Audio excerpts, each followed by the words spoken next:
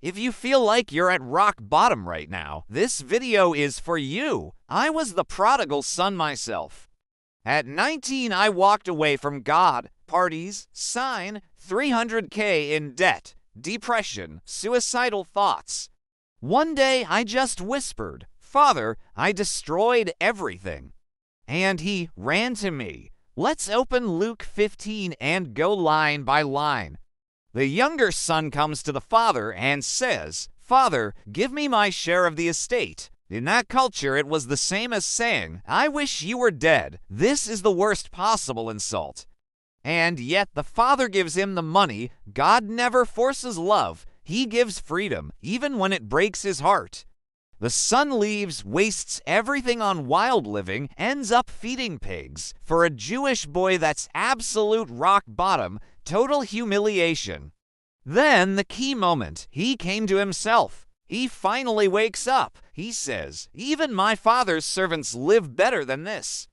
I will go back and say, "Father, I have sinned against heaven and against you. I am no longer worthy to be called your son. Make me one of your hired servants." And now the verse that destroys me every time. But while he was still a long way off, his father saw him. The father was watching the road every single day. God is watching for you every single day and felt compassion and ran. Grown men in that culture never ran. It was shameful. They had to hold their robes, but love made him run. He didn't care about his dignity. He ran and embraced him and kissed him while the son was still dirty, still smelling like pigs. The father didn't wait for him to clean up. He loved him exactly as he was. Then he says, "Quick, bring the best robe." That's the father's own robe. Put a ring on his finger, authority and sonship restored. Sandals on his feet. Servants went barefoot, sons wore sandals. Killed a fattened calf. We're throwing the biggest party. The son wanted to be a servant. The father restored him as a beloved son. Listen, right now God is saying to you personally, you don't have to fix yourself first. You don't have to get clean first.